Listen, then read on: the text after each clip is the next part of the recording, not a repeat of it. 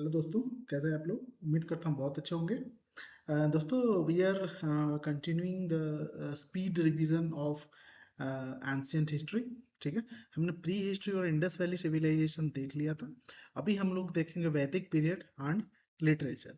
तो क्विकली इसको हम लोग ओवरव्यू करेंगे, बहुत ज़्यादा डीप में नहीं। डीप तो आपने पढ़ ही लिया है, ये क्विक रिवीजन है, इसको याद रखिएगा। तो सबसे पहले ये आता है कि अगर हम लोग वैदिक पीरियड की बात करते हैं तो व्हाट इज वैदिक पीरियड। वैदिक पीरियड होता क्या है, ये इंपॉर्टेंट, सबसे इंपॉर्टेंट ये है व्हाट इज वैदिक पीरियड। तो वैदिक पीरियड उस पीरियड को कहा जाता है अराउंड 1500 बीसी के पास जो था, उसको वैदिक पीरियड कहा जाता है। तो विद आर्यंस जब आने लगे to north western part of India, आपको पता ही है हुन्स सबसे पहले आए थे। ठीक है, जो कि नॉर्थ वेस्ट मतलब पाकिस्तान की तरफ से, अभी तो पाकिस्तान है, उस तरफ से आने लगे, लाहौर की तरफ से सबसे पहले इन्वेट किए थे उन्होंने। तो initially settlement were in the valley of north west, ये आपको सबको पता है। सबसे पहले जो वैली सेटलमेंट हुआ वो नॉर्थ वेस्ट में हुआ था। ठीक है, तो पंजाब रीजन में ये हुआ था। Later they moved forward for the Gangetic region, आपको पता ही है।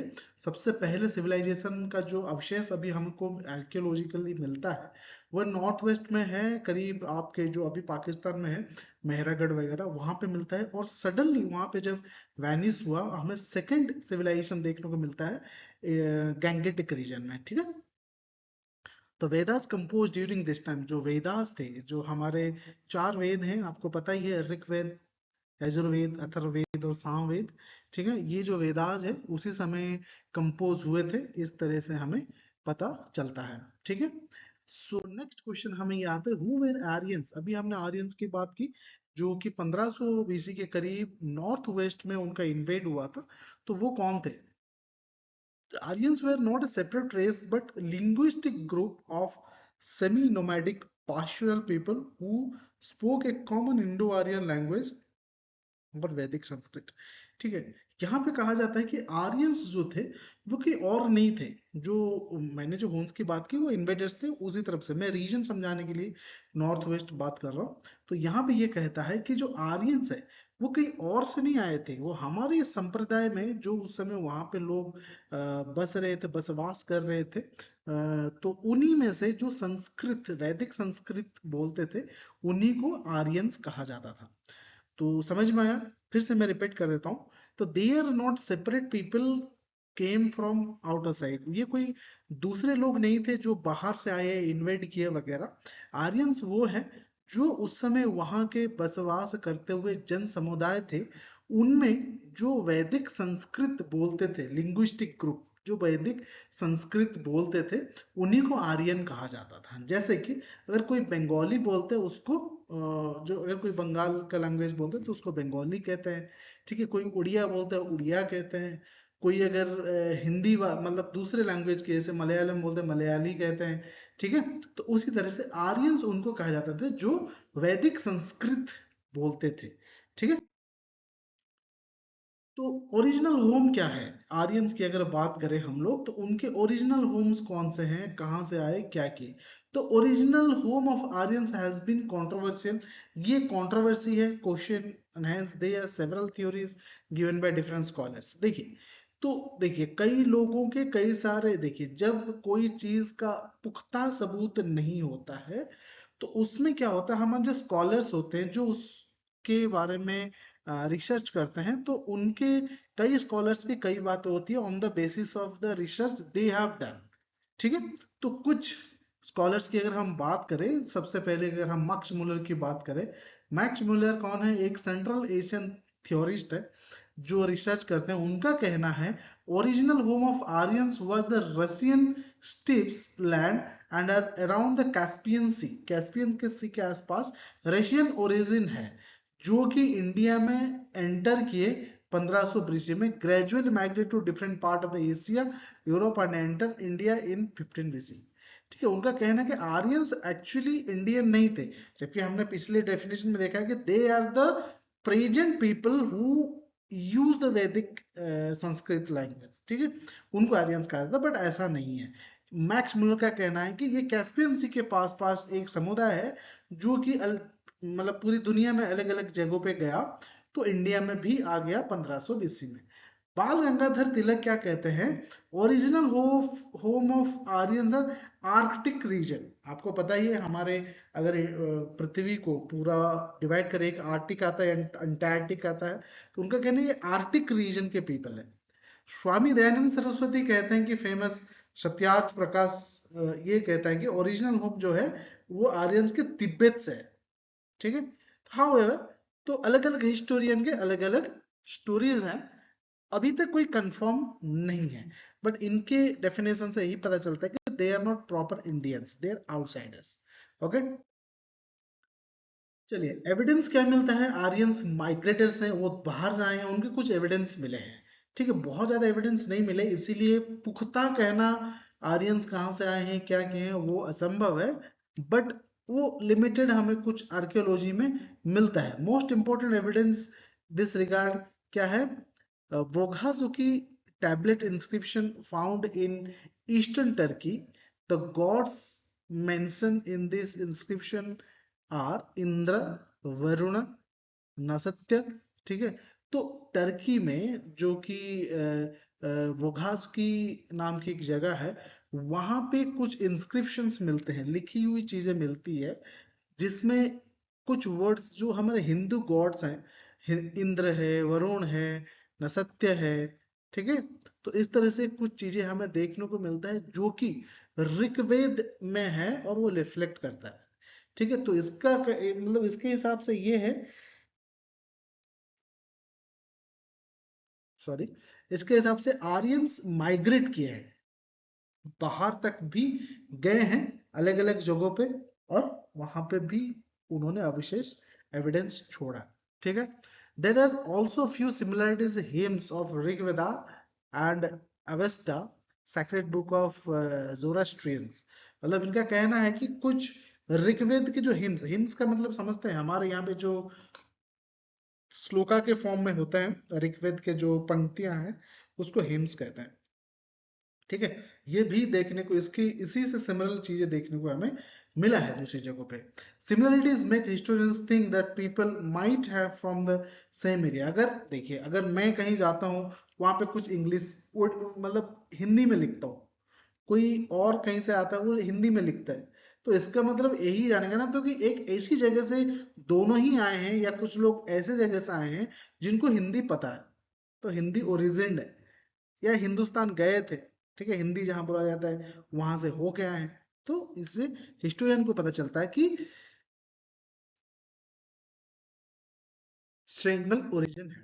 ठीक है, जियोग्राफिकल एक्सटेंट की अगर हम बात करें वैदिक सिविलाइजेशन की, जियोग्राफिकली कहां कहां तक ये एक्सटेंडेड था वैदिक civilisation. When Aryans migrated towards Indian subcontinent, they initially settled in the region called Sapta Saindhava, which include, Sapta Saindhava का मतलब क्या है, इसमें कई सारे रीजन्स इंक्लूड होते हैं, जैसे कि Afghanistan, Swat valley of Punjab, some part of the Indo Gangetic plain. Sapta Saindhava derives from the 7 rivers flowing through that region, Indus, that is 5 tributary plus Saraswati. ठीक है, तो अगर फिर से इसको हम थोड़ा सा और समझने की कोशिश करें, आर्यंस जहां जहां माइग्रेट किए, जहां जहां गए, उन्होंने वहां पे कम्युनिटी बनाई, वैदिक सिविलाइजेशन किया, जिसमें से सप्त सैंधवा मतलब 7 नदियों के किनारे, जिसको कहा जाता है अफगानिस्तान, श्वेत वैली ऑफ पंजाब, ठीक है, और इंडो गैंजेटिक प्लेन्स कुछ रीजन में। ठीक है, चलिए, अगर हम टाइमलाइन की देखें, क्या टाइमलाइन है, किस टाइम पे ये था, तो 1500 बीसी से 600 बीसी तक कंसीडर किया जाता है वैदिक पीरियड करके। इसको दो भाग में डिवाइड किया गया है, अर्ली वैदिक पीरियड और लेटर वैदिक पीरियड।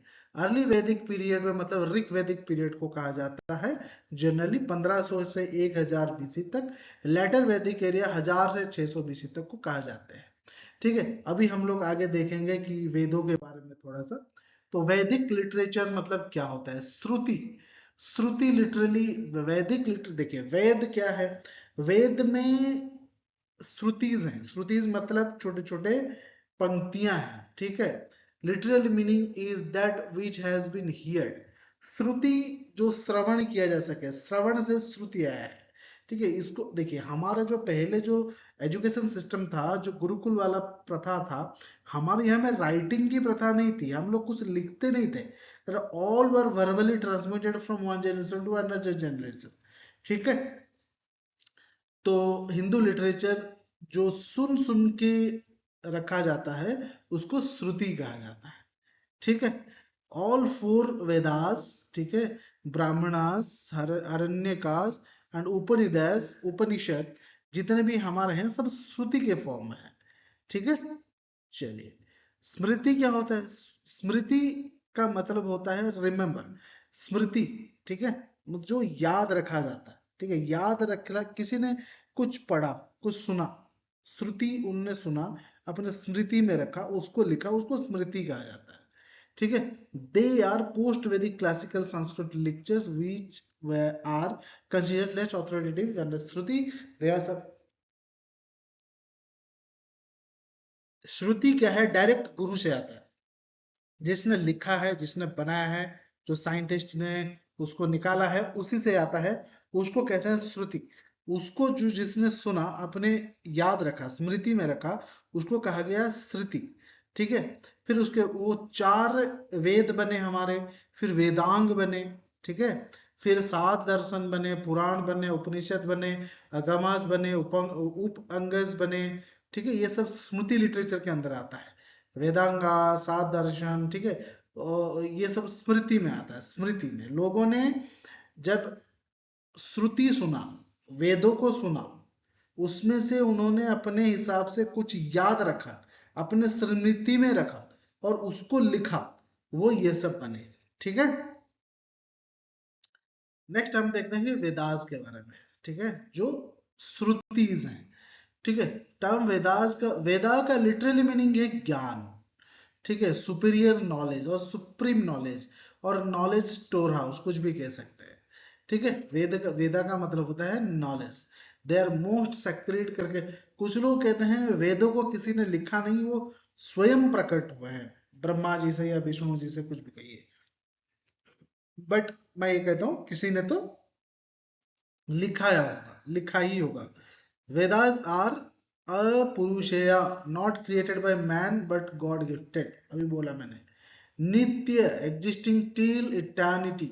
ठीक है, तो चलिए ठीक है, जो मन रहे, जो है पढ़ रहे हैं तो पढ़ते हैं, क्यों, किसने लिखा, उसके चक्कर में हम क्यों पढ़े। तो चार वेद हैं, ऋग्वेद है, यजुर्वेद है, सामवेद है, अथर्ववेद है। ठीक है, अब उनके बारे में हम देखते हैं। अगर ऋग्वेद की बात करें, अगर ऋग्वेदा जो सबसे पुराना और सबसे बड़ा है, ओल्डेस्ट एमंग ऑल वेदा है, it composed around 16 BC to 212 BC. ठीक है, it is collected 1028 hymns which were sung in praises of different Rigvedic gods. ठीक है, इसमें है कि कर्मकांड है, कैसे पूजा करे, क्या करे, वगैरह वगैरह इसमें है। ये 10 भागों में डिवाइडेड है, 10 मंडलाज मतलब पार्ट्स में डिवाइडेड है। Second and ninth mandala are the older and were composed first. तो इसके दूसरे और नवे पार्ट सबसे पुराना है, पहले लिखा गया था। फर्स्ट और 10वां बाद में लिखा गया, वो यंग है in comparison to second and ninth. Third mandala of Rigveda contains Gayatri mantra. Gayatri मंत्र जो हम लोग पढ़ते हैं वो ऋग्वेद के तीसरे पार्ट में है। ठीक है, तो इसमें गॉड सावित्री को पूजा किया जाता है। Tenth mandala contains Purusha Sukta from which is considered to be the source. ठीक है, पुरुष सूक्त एक होता है भगवान विष्णु के लिए डेडिकेटेड, एक काफी एक अष्टकम की तरह एक बड़ा प्रेयर है। ठीक है, जो 10वें पार्ट में है। अब बात करना यजुर्वेद के। यजुर्वेद जो है मेनली डिटेल करता है, रिचुअल्स, रूल्स, क्या फॉलो करना चाहिए, क्या नहीं करना चाहिए, पूजा कैसे होना चाहिए, वगैरह वगैरह के लिए। ठीक है, द बुक ऑफ सैक्रिफाइसेस भी कहा जाता है। This has also been divide into black Krishna Yajurveda and white Shukla Yajurveda. ठीक है, तो दो भाग में डिवाइड किया जाता है, एक काला और एक सफेद। कृष्ण यजुर्वेद, एक्चुअली कृष्ण का मतलब क्या होता है? काला, सांवरा, ठीक है। यजुर्वेद में mix of mantras and explanatory matter. Shukla Yajurveda क्या होता है? शुक्ल का मतलब होता है सफेद, ठीक है, या धोबल, ठीक है। क्लियर सेपरेशन ऑफ मंत्र and explanatory matter. Explanatory matter has been separated and grouped into सतपाठ, ठीक है, ब्राह्मणास में। चलिए नेक्स्ट बात करें Samaveda. It collects music and chants, ठीक है। इसमें 1549 हिम्स हैं, रिदम्स हैं, म्यूजिक्स हैं, चैंटिंग्स हैं, वगैरह वगैरह। अथर्ववेद क्या करता है? Early tradition of magic and cure of disease. अगर सिंपल लैंग्वेज में कहें तो ये जादू और रोग चिकित्सा के बारे में बताता है। इसमें 730 हिम्स हैं। Atharvaveda was mainly composed by two group of rishis वैदिक scholar known as अथर्वणस and the अग्निरस, ठीक है। अथर्वरस और अथर्वनास और अग्निरस दो ऋषि हुए जिन्होंने इसको लिखा है, उनका कंट्रीब्यूशन है इसमें। चलिए अब नेक्स्ट बात करते हैं ब्राह्मणास। ब्राह्मणास का मतलब क्या होता है? Brahmanas are the prose text which provide explanation and meaning of hymns of Vedas. Each Veda has its own Brahmanas. हर एक वेद के अंदर कुछ ब्राह्मणस होते हैं। जैसे ऋग्वेद है, उसमें अत्रेय ब्राह्मण होता है, कौशिटकी ब्राह्मणस है। ब्राह्मणस क्या है? ब्राह्मणस वो हैं जो कुछ ग्रुप्स मिलके लिखते हैं, ठीक है। यजुर्वेद में वैसे एक सतपाठ ब्राह्मणास, तैत्रीय ब्राह्मणास, इसी तरह से ब्राह्मणस हैं जिसको जो लोग मिलके वेदा बनाते हैं, ठीक है। अरण्यकाश का मतलब क्या होता है? दे आर फॉरेस्ट बुक्स, ठीक है। अरण्यकाश का मतलब होता है jungle book, forest book, which written for the rishis and students living in the forest. अब उसमें लिखा होता है कौन से पेड़ की क्या जरूरत है, क्या नहीं, पानी किस किस पेड़ में मिलता है, या किसको खा सकते नहीं, जो भी उनके हिसाब से जो भी जंगल में रहने के लिए जाता है उनको एक बुक दिया है। अरण्यकाश उसको कहा जाता है। जंगल में रहने जाता है, ऋषिज हैं या फिर स्टूडेंट्स हैं, उनके लिए ये किताब है, ठीक है। चलिए अब बात करते हैं उपनिषद की। उपनिषद वो पोस्ट बुक्स हैं जिसमें हमें कथाएं सुनने को मिलता है, कहानियां मिलती है, ठीक है, कई सारी चीजें देखने को मिलता है। वेद के नीचे है ये, ठीक है। पुराणास भी हमारे यहाँ पे कई सारे हैं। विष्णु पुराण है, भगवत पुराण है, गरुड़ पुराण है, शिव पुराण है, ठीक है। तो अग्नि पुराण, कई सारे पुराण हमारे यहाँ पे देखने को मिलता है। एपिक्स क्या है? हमारे लिटरेचर में, वैदिक लिटरेचर में सबसे जो एपिक लिटरेचर है वो महाभारत और रामायण है। लोगों ने माना है, अभी भी मान रहे हैं, आगे को भी मानेंगे।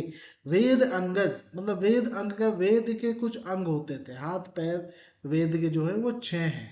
उसमें शिक्षा, कल्प, व्याकरण, निरुक्त, ठीक है, ये सारी चीजें आती है जो कि वेद के 6 अंग हैं, ठीक है। अभी उपवेद की बात करें, जो वेदों से, वेदों के तुल्य हैं वो, ऐसे मेडिकल और पैरामेडिकल, मिलिट्री और पैरामिलिट्री, वैसे वेद और उपवेद है। उपवेद में क्या आता है? अलाइड नॉलेज में आयुर्वेदा है, धनुर्वेदा है, गदाधर वेदा है, ठीक है। हर चीज को सीखने के लिए एक अलग अलग वेद है, ठीक है, ज्ञान कोशिका उसमें है। चलिए नेक्स्ट क्वेश्चन आता है, Shad Darshan, six school of Hindu philosophy. देखिए हमारे हिंदू में जो फिलॉसफी है वो सबसे उच्चतम सब्जेक्ट में से एक है, उसको समझना काफी मुश्किल होता है। उसके भी कई सारे वेद हैं, जैसे सांख्य योग है, सांख्य दर्शन है, योगा दर्शन है, न्यायिक दर्शन है, ऑब्जेक्टिव, जो इतने सारे दर्शन हमारे हैं, उसके ऑब्जेक्टिव क्या है कि अपलिफ्टमेंट ऑफ ह्यूमन बीइंग, ठीक है। इसको पूरा एक बार पढ़िएगा, आपको जरूर समझ में आएगा। चलिए